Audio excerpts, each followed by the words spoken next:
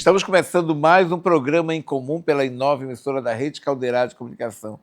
E hoje eu falo de transfobia, falo de saúde da mulher e falo também sobre a Primeira Guerra Mundial. Você fica aí que daqui a pouco a gente se encontra aqui no Em Comum. Até daqui a pouco.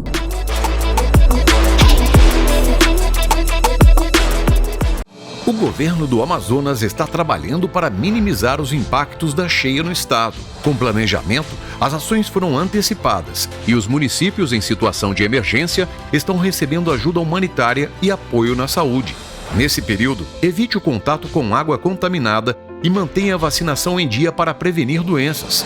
Acesse o site Painel do Clima e fique atento aos alertas e orientações da Defesa Civil. Governo do Amazonas. Trabalho que transforma. Existe uma educação que há 45 anos transforma vidas, com projetos pioneiros de preservação e sustentabilidade. Aqui, os alunos vivenciam uma educação inovadora que os prepara para os desafios do futuro, na qual a excelência acadêmica, competências socioemocionais e ambientais são a chave do sucesso. Afinal, mais que estudantes, formamos cidadãos íntegros que serão os protagonistas de um mundo melhor. Pinóquio Centro Educacional e Colégio Marta Falcão. Educação para um futuro sustentável. Matrículas abertas para 2025.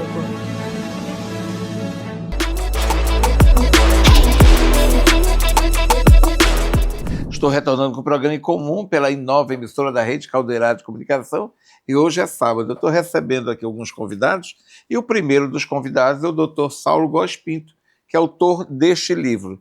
Este livro que traz uma pesquisa bastante interessante, uma pesquisa que mexe com os padrões da sociedade, porque ele toca num tema que é bem, bem difícil da gente abordar, doutor, que é a homotransfobia e seus impactos sociais no Amazonas. Eu queria que o senhor falasse a respeito disso, e por isso nós trouxemos o senhor aqui ao programa. Quais são os motivos que lhe levaram a escrever esta obra sobre a comunidade LGBTQIAPN+. Bom, Júlio, primeiro... Obrigado pela presença. Obrigado por me receber aqui. É a primeira vez que eu estou falando numa entrevista sobre esse livro, A Invisibilização da Homotransfobia e seus impactos sociais no Amazonas. Eu já tinha cobrado há bastante tempo essa entrevista, porque é um tema bastante polêmico, vamos dizer assim. É um tema espinhoso e delicado, né? Ao ponto que a gente chega e expõe as fragilidades do Estado, aquele Estado com E maiúsculo. Então, o que o Estado está fazendo para essa população? E nesse livro aqui, você perguntou o motivo que eu busquei, levou essa pesquisa. Eu sou amazonense, né? Eu sou daqui. Amazonense da Gema. Sou magistrado aqui, então esse é um local de vulnerabilidade que muitas pessoas evitam tocar. É um lugar que a gente vê mazelas da sociedade que são deixadas de escanteio. Então, na minha primeira comarca de Parintins, eu tomei posse em 2017, 2018 já fui para Parintins, eu recebi muitas pessoas no Fórum de Justiça de Parintins se queixando que familiares pedindo que tivesse alguma notícia do que aconteceu com aquele ente querido, aquele primo, aquele profissional, aquela mulher trans de rua que simplesmente morreu e não tiveram uma resposta da justiça. Essas pessoas, elas não pediam tratamento especial, elas não pediam que fosse dado algum tipo de holofote para essa situação, elas simplesmente queriam uma resposta da justiça que não existia. Então elas eram invisibilizadas, daí o nome. Como foi esse processo de pesquisa histórica para contextualizar este tema? Porque é bem difícil também, né? Você tem que mergulhar numa pesquisa profunda, né? Você, inclusive, foi até Nova York, né? Ver as mazelas de Nova York nesse segmento. Vamos falar de mazelas, as pessoas podem até achar que não é mazela, mas é uma morte, é uma pessoa que teve a sua vida ceifada, né? Quando a gente lida com dados acerca da violência contra a população LGBT, a gente se dá com uma ausência desses dados, ou com uma maquiagem desses dados, né? Então, ou esses dados são omitidos propositalmente, ou eles são interpretados de uma maneira para dizer que não está acontecendo essa violência. Então, quando eu fui lá a Nova York, no primeiro bar que se rebelou foi em busca de inspiração para saber a história que essas pessoas começaram a lutar.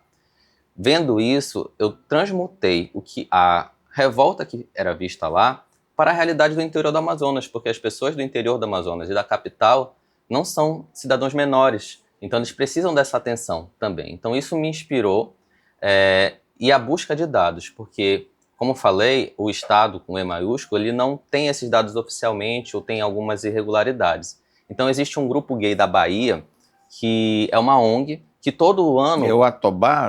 Eu não me lembro também o nome, né? Arco-Íris. Não, é o grupo gay mesmo, que eles chamam. É o grupo gay, só não tem... Antigamente tinha um nome, né? Específico, Então, todo ano eles publicam um relatório de mortes violentas contra a população LGBT. E então, como é que eles pesquisam? Eles veem jornais, eles veem notícias, identificam que aquela vítima era homossexual de alguma maneira pelos dados da pesquisa e publicam. E é muito importante, Júlio, acrescentar os índices de suicídio nessa população, que também são elevados, que também são publicados nesse relatório. Agora, doutor Saulo, agora o senhor falou na Bahia, a gente vê que ser gay e preto deve ser ainda pior, né? E pobre, ser gay, preto e pobre eles devem ser mais fragilizados, vamos dizer assim, né? Eles ficam mais alvo dessa maldade humana, que a gente tem que chamar de maldade humana, não tem outro nome, né, para falar. O senhor fala do termo técnico, jurídico, e eu falo do termo mais de maldade humana, né? Júlio, você está certíssimo, né? Quando a gente estuda a violência contra essa população, a gente faz alguns recortes. Um recorte de poder aquisitivo, né? Então, quanto mais a pessoa tem poder aquisitivo, mais ela consegue se resguardar. Sim. E também tem um recorte de passabilidade. Quanto mais masculino é o homossexual, menos preconceito ele sofre, né? Então tem esses dois recortes, também a questão racial, a questão da cor. Diversos estudos já apontam as negligências maiores que essa população, quando tem uma cor que é sistematicamente discriminada, também tem consequências maiores e é um ciclo de violência. E uma condição financeira também abaixo daqueles padrões exigidos pela sociedade capitalista, né? Isso, Júlio. Eu falo de invisibilização justamente por isso. Porque, se você vê, aqui existe tipo um êxodo no Amazonas de gays e de essas pessoas que participam dessa comunidade quando tem poder aquisitivo. Se for ver, pegar 10, 20 anos atrás, pessoas, sei lá, grandes políticos que tinham filhos, por exemplo, mandavam para outros estados. Vai estudar longe, vai para longe, para esconder. Isso acontecia muito no Amazonas e as pessoas sabiam, né, e eram transferidas imediatamente para o Rio. Vai estudar no Rio, vai para São Paulo, vai para São Paulo, principalmente para o Rio, né? Porque era considerado uma vergonha. Era uma vergonha para a família. É impressionante isso. Quais são os principais avanços jurídicos deste grupo? Então, do Brasil, dessa população no Brasil? Não é um grupo, é uma população. É uma população muito grande, né? Então, a gente identifica que todas as vitórias que essas pessoas conseguiram, elas nunca vêm do legislativo ou do executivo. São sempre vitórias judiciais. Elas vão à luta, buscam reconhecimento de união estável, depois casamento, buscam o direito dos bens de herança dos companheiros e companheiras, buscam a efetiva criminalização da homotransfobia, que hoje já é equiparada ao delito de racismo. Então, são todas essas conquistas, elas partem de decisões judiciais. É muito difícil, no sistema político que nós temos hoje, aprovar legislações que protegem essa população. Esse tipo de crime, ele é proposital? Ele vem de uma realmente... É como se a pessoa tivesse querendo extinguir um grupo, assim, como é que é visto isso na sua pesquisa? Perfeita a sua pergunta, Júlio. O que a gente identificou na pesquisa, que eu identifiquei na pesquisa, é que a violência que ocorre hoje é a mesma violência que teve na colonização do Brasil. Então, essas pessoas, quando houve a colonização do Brasil, tinham pessoas com comportamento homossexual, que eram efetivamente homossexuais, e isso era tratado com naturalidade. Chegou a modernidade, chegou a influência religiosa, essas pessoas foram excluídas e efetivamente, lá naquela época, tinham sentenças judiciais determinando o homicídio dessas pessoas. E esse homicídio era sempre em praça pública para dar Servir o de exemplo. exemplo, para servir de exemplo. E hoje, quando você vai pesquisar, e esses retratos que trago aqui no livro, Sim. são um reflexo imediato do que acontecia lá atrás. Uma pessoa, ela é assassinada com 50 facadas, não com uma facada. A gente vê requinte de crueldade nesse tipo de crime, né? É um ódio que ele Como se a pessoa transparece. estivesse matando a si mesmo, né? Isso. Eu sempre acho que é como se o homossexual, a pessoa que ali que ele não... Ele se vê e tenta matar a si mesmo. Eu sempre imagino isso, quando eu vejo esse requinte de crueldade. Né? Eu não sei se eu estou falando besteira, mas é o que eu observo isso. Você não está falando besteira, não. No doutorado, que está para sair agora, em agosto, tem um artigo que eu pesquisei também nos Estados Unidos que traz justamente o que você acabou de falar. Quando uma pessoa se incomoda tanto com a sexualidade de outra pessoa, na realidade, o incômodo interno dela. Então, ela sente inveja de que aquele outro ser humano consegue viver de uma forma que ele não se aceita. Então, ele tenta exterminar. E isso é muito triste. Quais são os principais contrastes dessa realidade entre Manaus e Parintins? Pois Parintins, Júlio, o que eu escutei lá e que a gente traz aqui foi um grito de socorro. E eu nunca imaginei isso, eu sempre pensei que Parintins fosse uma cidade bem tranquila. Pois é. Essa população. É bem curioso porque em Parintins as pessoas elas conseguem expressar sua cultura de maior forma, né? Elas conseguem ir em ensaios de boi, conseguem desfilar, conseguem participar efetivamente da cultura. Isso atrai um número maior de homossexuais, de todos os membros da comunidade LGBTQIAPN+, para lá. Então, o número de homicídios, especialmente ali no início dos anos 2000, era bastante elevado. Então, existe registro aqui nesse estudo de ONGs pedindo socorro. Olha, mataram 5 pessoas aqui e não temos uma resposta, nós precisamos de socorro. Então, isso foi Parintins. Quando eu trato de Manaus, Manaus é uma questão cultural. Não sei se você se lembra, Júlio, pelo menos na época que eu estava crescendo aqui em Manaus, no ensino médio, existia uma cultura dos playboys de irem, por exemplo, ali na Bola da Suframa, atacar ovo em travestis e trans que estavam ali. Mas existia nos anos 70 também. Isso era vários moda. Travestis foram atacados ali na Praça da Praça Matriz, sofriam muita violência. Jogamos travestis dentro daquele chafariz do Lago São Sebastião. Então se tinha muito medo, né, nessa época, né? Isso. E não eram só os travestis, não. Eram os gays que eram assumidos. Sim. Ainda hoje, isso é algo que eu sempre falo nas minhas palestras, em 2025, né? Estive no TRE agora palestrando. Em 2025, se uma pessoa em Manaus, ela retrata que tem uma orientação sexual diferente, um adolescente, ele tem o risco concreto de ser expulso de casa em 2025, em Manaus, por essa questão cultural. No século XXI. Pois é. Essa decisão do STF, que reconhece a homotransfobia como crime de racismo, tem efeitos concretos? Nós estamos lutando para que tenha. Ainda não tem efeito concreto? Eu não enxergo, tá? Eu vejo que as pessoas têm muita dificuldade de acessar a justiça. Elas conseguem registrar ali uma lesão corporal, elas conseguem registrar uma injúria, mas elas não conseguem fazer com que essa lesão e essa injúria seja interpretada como uma homotransfobia. Ainda é um desafio. Isso é uma pena, né? Que por mais que a gente avance com as leis que são aprovadas, mas o Brasil ainda continua muito atrasado, né, em relação aos demais países da Europa, principalmente, né? Sim. Quais são os países que mais evoluíram, né, nessa população, com leis que beneficiam, que tornam mais seguras essa população? Eu posso te dar o exemplo da Espanha, né? Quando eu estava lá, uma parte do meu mestrado eu apresentei na Espanha. E olha que a Espanha foi um país da Inquisição, né? Pois é. E um país religioso que marcou muito, né? Mas você quando anda nas ruas ali de Barcelona, por exemplo, de Madrid, sim. As bandeiras do orgulho estão lá expostas, né? E os estudos, as pessoas sentem orgulho em trazer a família para participar daquilo. No Amazonas nós temos uma lei proibindo a participação de adolescentes e crianças.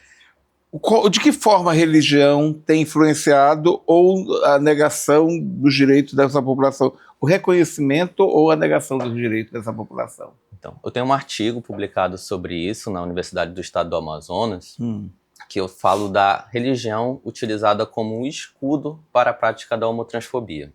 porque se você for olhar o que diz a Bíblia, realmente existe expressamente na Bíblia ali ter duas pessoas do mesmo sexo, do mesmo gênero, conjunto, sendo retratado como uma abominação, mas nos mesmos livros a gente identifica, por exemplo, questões como fazer a barba, usar tecido de roupas de tecidos diferentes, ter tatuagem, comer frutos do mar. Tudo isso também Está especificado na Bíblia, né? Tudo isso é esquecido e retratam apenas a homotransfobia ali. Então, a religião é usada como um escudo para essa prática. Doutor Saulo, entre esses conceitos apresentados no seu livro, qual ainda é mal interpretado pela sociedade, mal compreendido pela sociedade? Júlio, são muitos, né? São vários, são diversos. Vários, mas eu sinto muita vulnerabilidade da população trans. A população trans encarcerada, né? Elas não conseguem ser interpretadas e lidas pela sociedade como efetivamente mulheres ou efetivamente homens, independente de ter mudado o documento, de ter usado hormônio. Então, tem uma má interpretação ainda sobre isso. Qual é a mensagem que o senhor, doutor Saulo, pretende deixar com esse livro? Na sua carreira, como magistrado, como um estudioso, enfim. Esse livro, Júlio, ele é uma obra de dedicação pessoal, tá? É um retrato de alguém que cresceu nesse ambiente, em Manaus, que viu isso de perto em Parintins e que isso me causou uma inquietação muito forte. Então é um grito aqui também, demonstrando que essa situação não está certa e precisa mudar.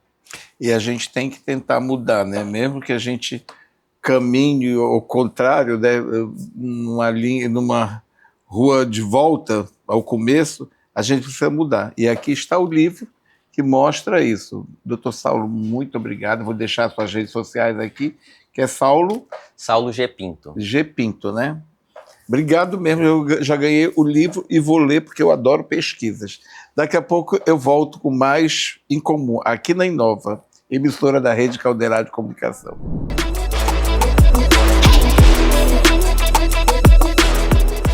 O governo do Amazonas está trabalhando para minimizar os impactos da cheia no estado. Com planejamento, as ações foram antecipadas e os municípios em situação de emergência estão recebendo ajuda humanitária e apoio na saúde.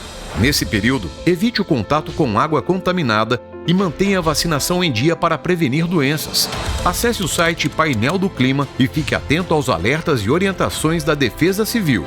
Governo do Amazonas. Trabalho que transforma.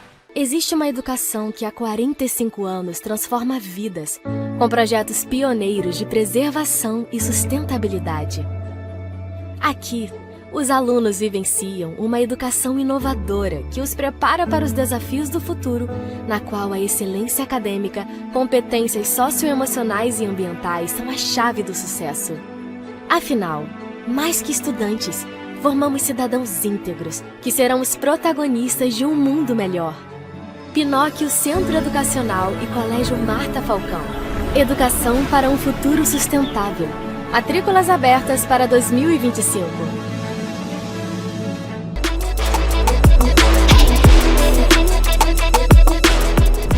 Volto agora com o programa Em Comum pela Inova, emissora da Rede Caldeirada de Comunicação.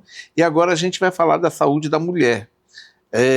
Qual é a idade perfeita para a mulher ir ao ginecologista? Eu estou aqui recebendo a doutora Rebeca Quadros, eu ia dizer Simone Quadros, lembrando da sogra dela, mas é Rebeca Quadros. E a gente fica pensando muito na saúde da mulher, né? Hoje em dia a gente vê gravidez indesejada, enfim. Aí, doutora Rebeca, obrigado pela sua presença aqui. Obrigada pelo convite, Júlio. Doutora, qual é a idade base, vamos dizer assim, para que os pais levem as filhas ao ginecologista? A gente costuma falar que a idade dela é por volta dos 10 anos de idade. Não é precoce não, isso não? Não é precoce, é para que a gente possa avaliar se o desenvolvimento puberal está sendo adequado, o crescimento, o sono, a alimentação. A consulta da criança ela é uma consulta global, né? É claro, se ela tiver sintoma, vai levar antes, mas de maneira geral em torno dos 10 anos. Muitas mães retardam essa ida por tabu, por medo da gente falar de sexo, por medo da gente falar de prevenção. E o que a gente tenta mostrar é que é o contrário, né? É que o ideal é que a gente fale para que não aconteça nada indesejado, nenhuma DST, nenhuma gravidez na adolescência. Então, o objetivo da gente criar vínculo e ela ir desde cedo, ela criar uma confiança na gente, para que quando chegar a hora dela tirar dúvida, ela se sinta confortável para perguntar. Então, na minha consulta, eu costumo mostrar como que boto, como que tira uma camisinha, né? Quais são os métodos contraceptivos que existem, como usar, por que usar. Os pais não se chocam não, quando a senhora começa a falar disso? Na verdade, eu espero, geralmente funciona assim. Quando a criança tem um vínculo com a gente, isso não vai ser uma conversa que eu vou fazer quando ela vai na primeira consulta. Sim, Mas ela criou um vínculo comigo. Lá pelos 14, 15, eu tô com um namorado, queria perguntar isso, queria perguntar aquilo. Então, a saída precoce faz ela criar um vínculo de confiança com o ginecologista, para que quando ela queira trazer o assunto à tona, ela tenha liberdade para perguntar. E a gente para orientar. E o que é correto, né? Você ter orientação dentro de casa, com o apoio dos seus pais e de uma médica ou um médico especializado.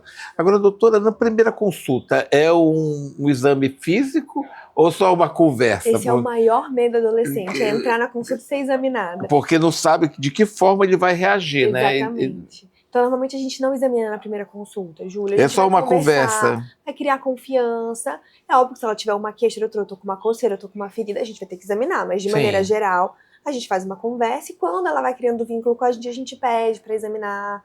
Tudo para ela não criar nenhum trauma, para ela gostar de ir no ginecologista e entender que é uma coisa necessária. Doutora Rebeca, qual é a principal dúvida, ou religiosa, das famílias, em relação à vacina do HPV?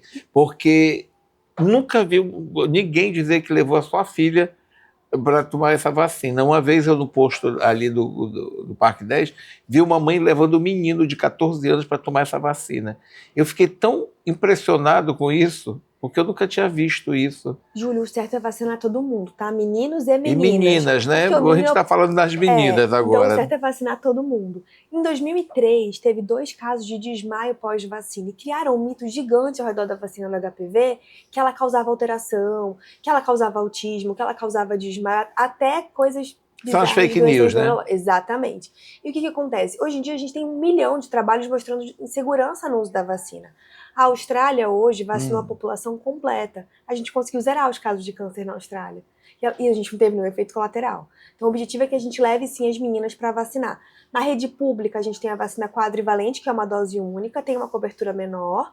E na rede privada a gente tem a nonavalente, que chega a 90% de proteção. E câncer, a gente está falando do HPV, ele não causa só câncer de colo, causa câncer oral, câncer de laringe, a gente consegue proteger tudo isso.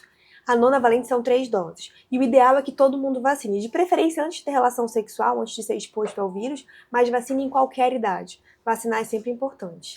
Agora, doutora Rebeca, eu sempre fico pensando assim, a transição hormonal. Todo mundo diz assim, é coisas do hormônio da adolescência. Não, está passando por uma transição hormonal, mudanças, então vai mudando. Isso causa realmente modificações no humor, vamos dizer assim, de forma mais direta, modificações no humor. O que acontece com a mulher nessa transição hormonal?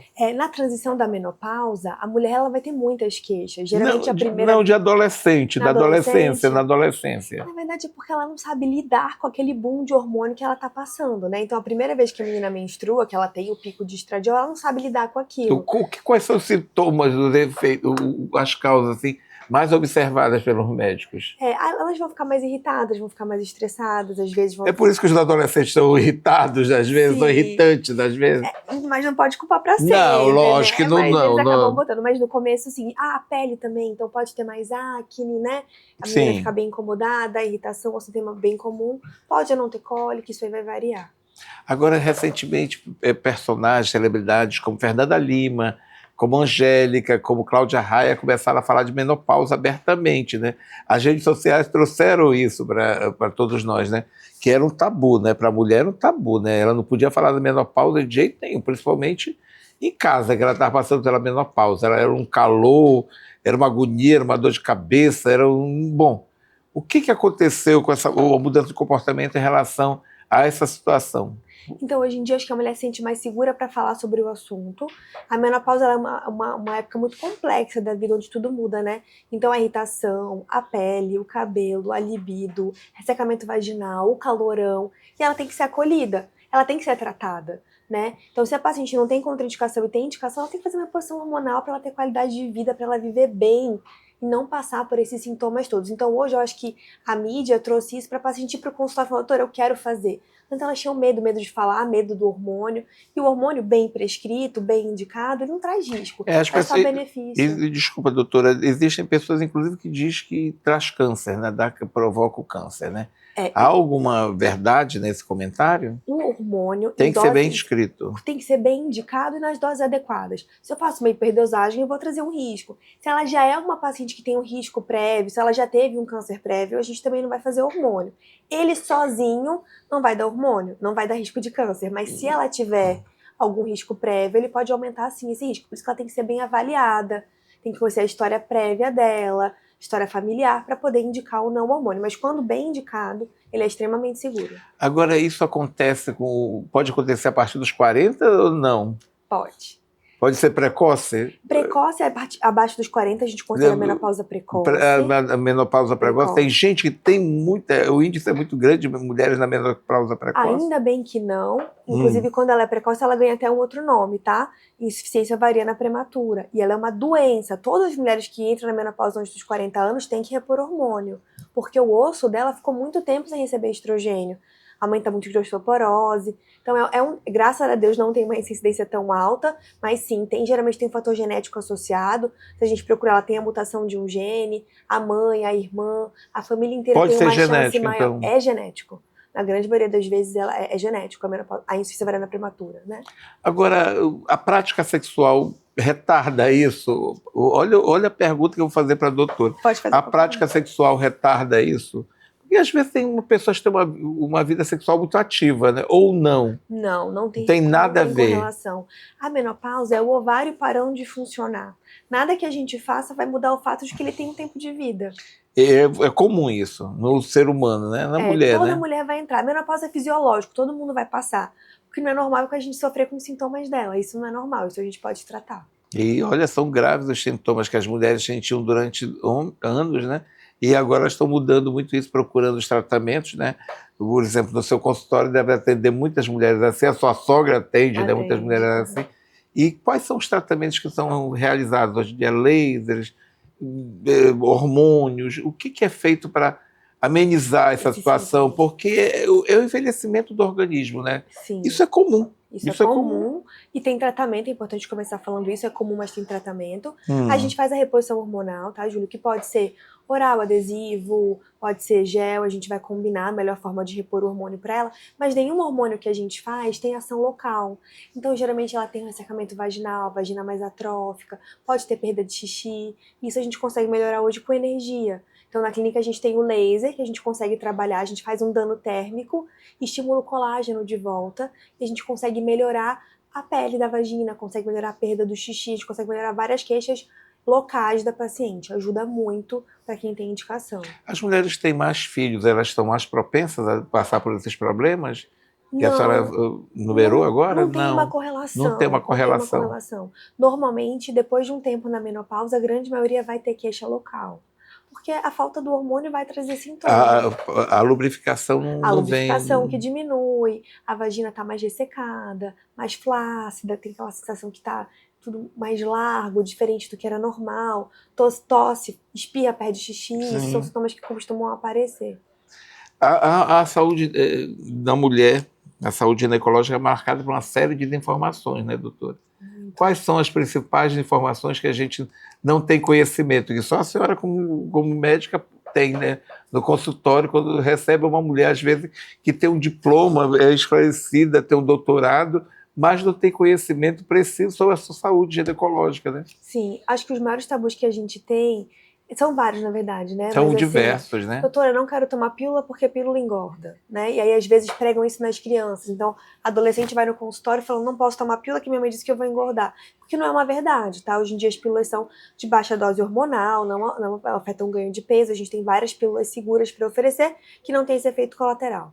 Outro tabu muito grande é o medo de hormônio, né? Então, aquela paciente que entra, doutora, não quero hormônio, de jeito nenhum, reposição hormonal não, prefere sofrer com tudo do que tratar por medo. Ela não tinha nenhuma contraindicação, ela só tinha medo. Esse medo prejudica muito a saúde ginecológica, a saúde da mulher, né? Faz com que a mulher tenha uma melhor qualidade de vida, Exatamente. né? A qualidade de vida é importante neste momento, né? Com certeza. E a mulher deve se preparar para essa menopausa, para esse envelhecimento a partir de 10 anos. Sim. 10 anos ela deve começar a frequentar os consultórios médicos. Quais são as fases da vida que a senhora, como médica, observa nesse avanço do ginecológico, agora, atualmente? O que a gente precisa evoluir nessas fases da vida? O que a gente precisa tratar nessas fases da vida? Para tratar, eu falo a mulher, né? Eu acho que cada fase a gente vai ter uma abordagem diferente, né? Então, a adolescente, a maior preocupação é contracepção, para que ela não engravide na adolescência e tenha uma pausa ali na carreira, na vida, enfim, mude os planos dela. Na mulher na menacne, a gente vai trabalhar muito. Hoje em dia a gente retarda muito o ser mãe, né, Júlio? Sim. Só que o nosso óvulo tem um reloginho. Tem um relógio, né? Ninguém quer ser mãe imediatamente quando casa, né? Exatamente. Às vezes casam muitos novos. Não, mas a gente não tem idade ainda. Então a gente tem que trabalhar o congelamento de óvulos, orientar que ela congele. Quanto mais tarde ela for retardando esse desejo, o ideal é que ela congele precocemente esses óvulos. Então é um assunto que a gente traz muito nesse momento, que muitas mulheres chegam lá com 40 anos e falam, se eu tivesse ouvido isso aos 30, eu talvez conseguisse ser mãe hoje. Eram os tabus que nós tínhamos antigamente, né? Que achava que congelar os óvulos não ia adiantar nada, então era uma besteira, né? Infelizmente a gente pensa assim. Ainda tem muita gente que pensa assim, né? Mas a gente está guardando a chance de ser mãe no futuro, né? Então, se eu não quero engravidar tão cedo e eu não congelo o óvulo, eu diminuo a chance de ter uma gravidez espontânea depois. E na menopausa, na transição que a gente conversou, é procurar o médico quando tem sintoma, é não ter medo do hormônio bem indicado, é se cuidar para trazer qualidade de vida. E uma coisa que eu sempre bato aqui, toda vez que eu entrevisto um médico, uma médica, é que a automedicação é perigosa.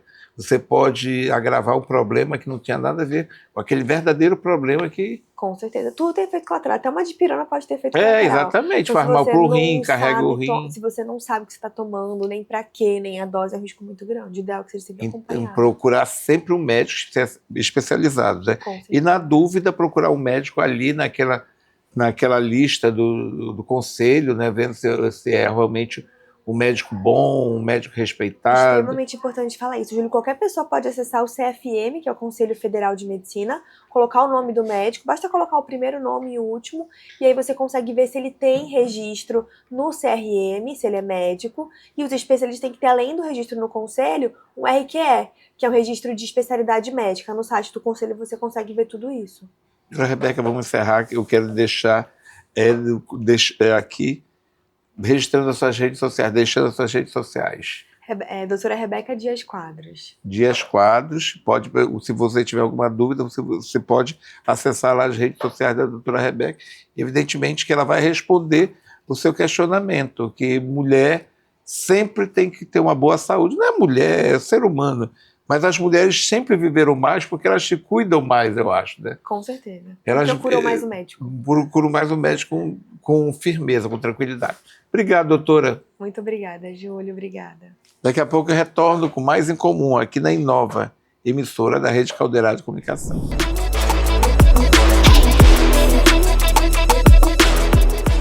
O governo do Amazonas está trabalhando para minimizar os impactos da cheia no estado. Com planejamento, as ações foram antecipadas e os municípios em situação de emergência estão recebendo ajuda humanitária e apoio na saúde. Nesse período, evite o contato com água contaminada e mantenha a vacinação em dia para prevenir doenças. Acesse o site Painel do Clima e fique atento aos alertas e orientações da Defesa Civil. Governo do Amazonas. Trabalho que transforma. Existe uma educação que há 45 anos transforma vidas, com projetos pioneiros de preservação e sustentabilidade. Aqui, os alunos vivenciam uma educação inovadora que os prepara para os desafios do futuro, na qual a excelência acadêmica, competências socioemocionais e ambientais são a chave do sucesso. Afinal, mais que estudantes, formamos cidadãos íntegros que serão os protagonistas de um mundo melhor. Pinóquio Centro Educacional e Colégio Marta Falcão. Educação para um futuro sustentável. Matrículas abertas para 2025.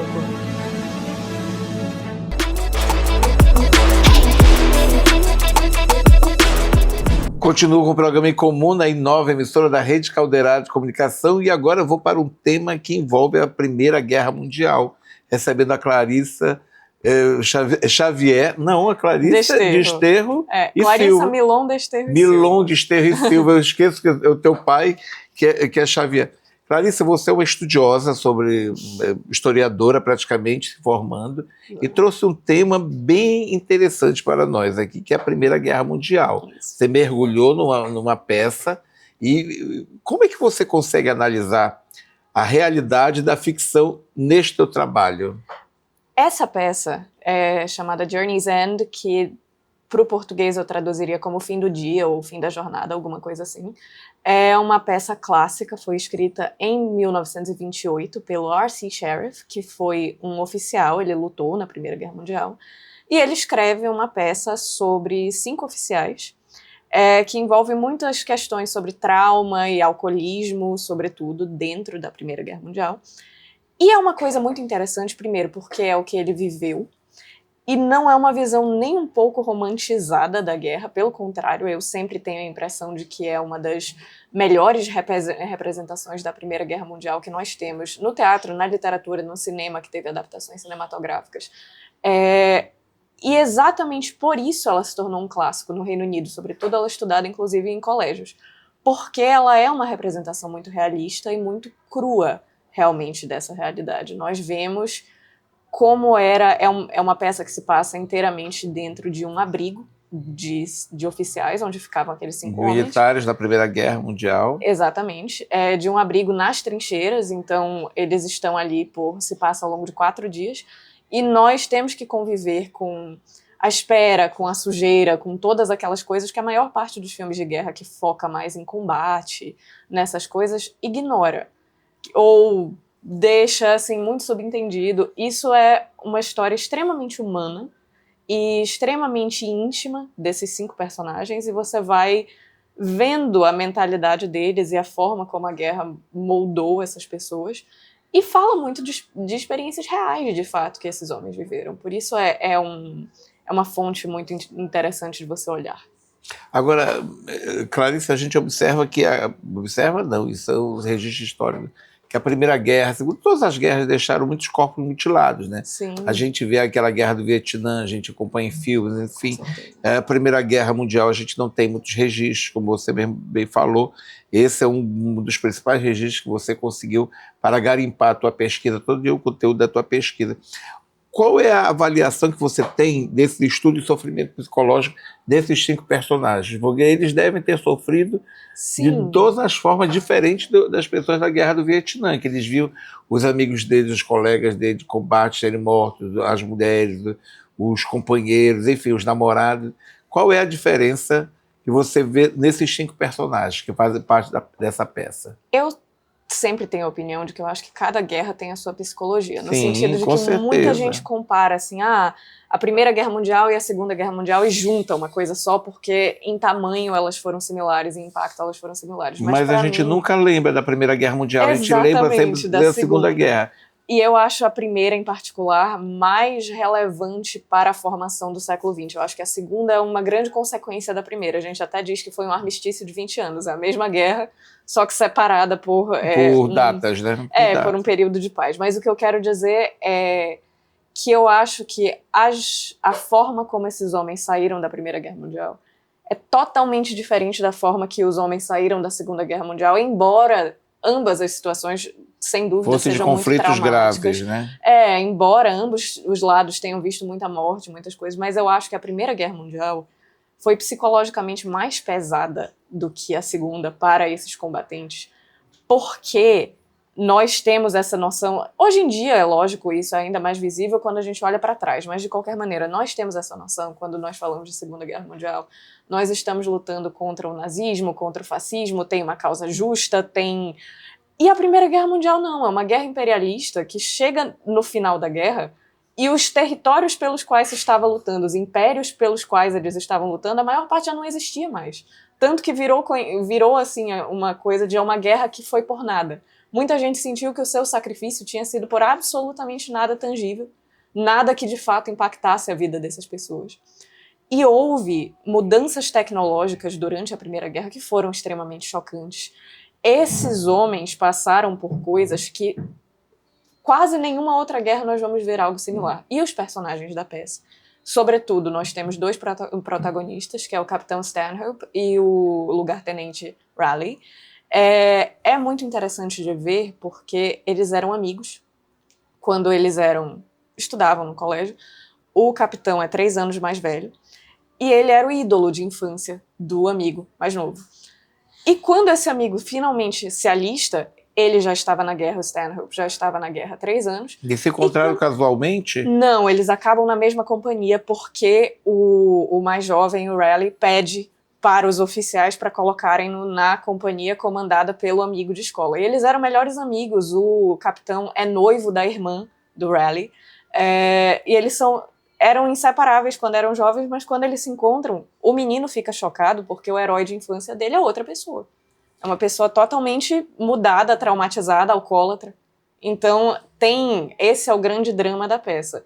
Um tentando lidar com a destruição do seu herói de infância e o outro tentando lidar com o fato de que ele tinha conseguido esconder o seu vício, o seu trauma até então, mas a chegada desse menino faz com que a vida dele comece a desmoronar na frente dele.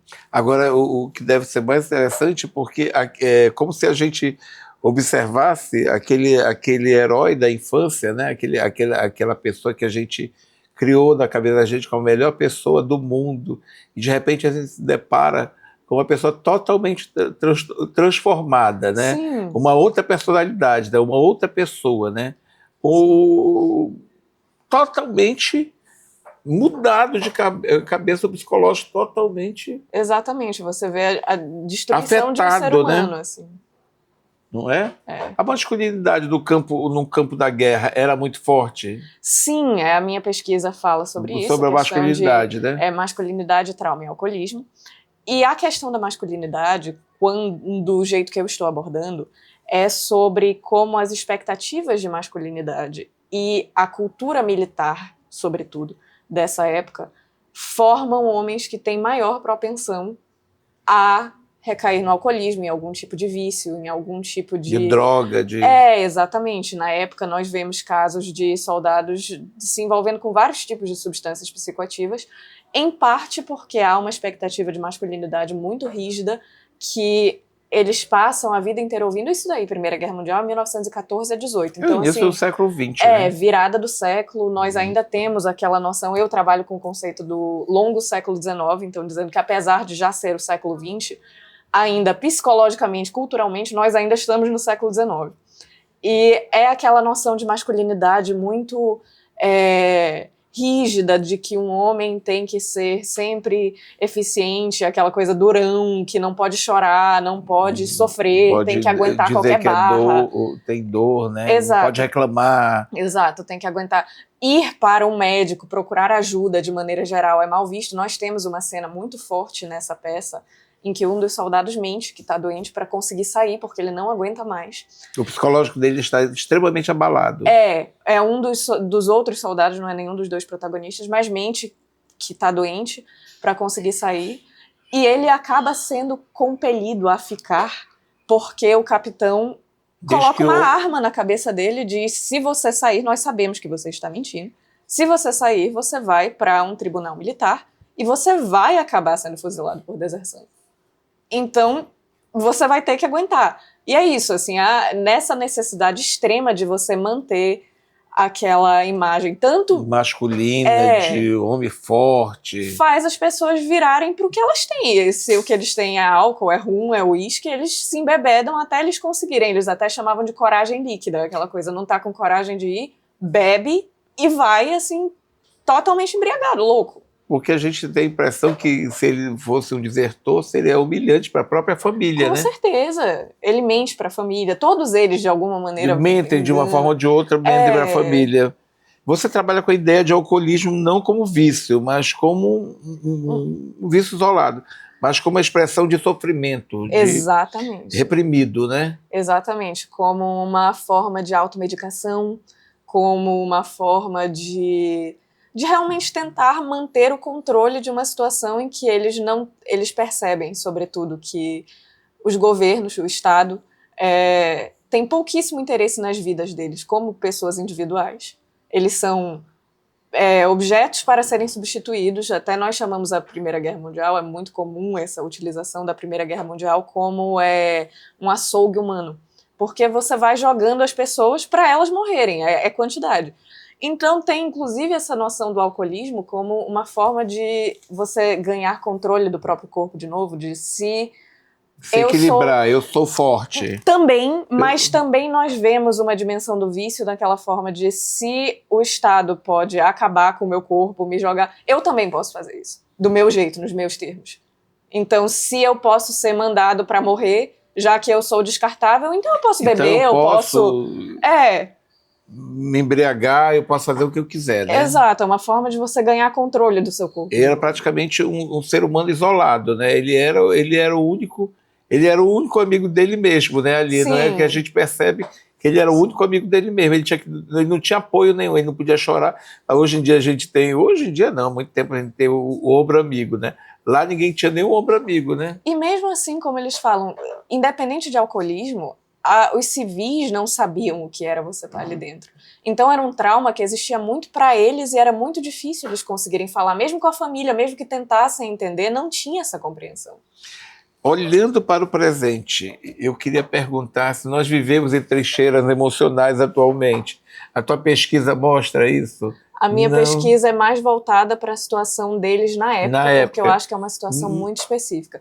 Mas foi baseada, inclusive, por exemplo, eu usei muito o livro de um psicólogo brasileiro chamado Fernando Pessoa de Albuquerque. Eu nunca esqueço o nome porque é Fernando Pessoa.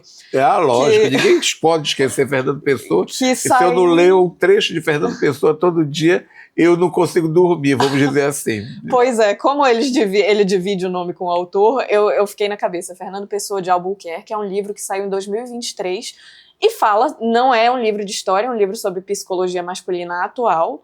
Eu acho que se chama Homem, Saúde Mental e Masculinidades, alguma coisa assim, eu não tenho mais certeza do título. Mas, então, puxando de experiências de homens atualmente, é uma pesquisa de 2023, não tem nem 2 anos que saiu, para falar desses homens. Porque sofrimento psicológico muda de contexto, muda de coisa, mas, de qualquer maneira, é uma experiência humana que continua na época, hoje.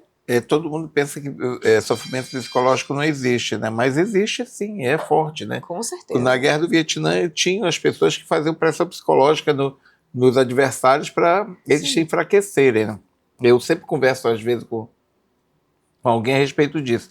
Cada pessoa é cada pessoa, não se pode julgar, né? Você recebe uma notícia de uma forma e uma notícia de morte de uma forma e eu recebo de outra. Sim. E outra pessoa recebe de outra forma. E, obrigatoriamente, nós não temos que pensar iguais e nem ter as mesmas emoções, né? Nós vemos muito isso na peça. Como são 5 homens, eles estão lidando com o mesmo tipo de trauma, mas como eles têm circunstâncias e personalidades diferentes... Criações diferentes. Cada um lida de um jeito. Um vira alcoólatra, mas outro é praticamente sóbrio. O outro um tem uma imaginação muito aguçada, o outro é uma pessoa que vive assim exclusivamente no presente, não tem... nós vemos 5 homens diferentes na mesma situação lidando com aquilo ali de maneiras totalmente separadas. Clarice, essa pesquisa vai virar um livro, né? Não, essa pesquisa no momento é meu TCC. Eu gostaria muito que virasse um livro, lógico, mas por enquanto... Você tem que abastecer as bibliotecas um texto desse, né? Uma pesquisa moderna, uma pesquisa contemporânea, século XXI, 2025, né? Você trata de um tema que foi esquecido, que a gente só lembra da Segunda Guerra Mundial. Sim, a Primeira Guerra muito negligenciada. Vai virar o livro? Não. Eu gostaria muito, vamos ver se desenvolve dessa maneira. Obrigado, Clarice, por você estar aqui com a gente, conversar sobre esse tema tão interessante, porque é uma aula de história, né? Nós já acabamos tendo uma aula de história sobre a Primeira Guerra Mundial, que nem sempre a gente tem oportunidade, porque não tem acesso a essas informações, a esses textos. Eu não conhecia nem essa peça. É maravilhoso. E agora já vou procurar esse Fernando Pessoa de Albuquerque, que é um dos meus sobrenomes também, para que eu possa me aprofundar no trabalho dele também. Clarissa, muito obrigado. Eu quero deixar também a tua rede social aqui. Obrigada. Clarissa Desterro é onde eu publico meus textos sobre literatura, essas coisas. E eu tenho Behind Her Glasses, que é um Instagram mais de moda vintage, já é outra coisa totalmente diferente. Outro segmento, né? Obrigado mesmo. Muito obrigada por me convidar. Imagina, você sempre será bem-vinda aqui no programa. Obrigada. Semana que vem eu volto com Mais em Comum aqui na Inova, emissora da Rede Caldeirado de Comunicação. Até semana que vem.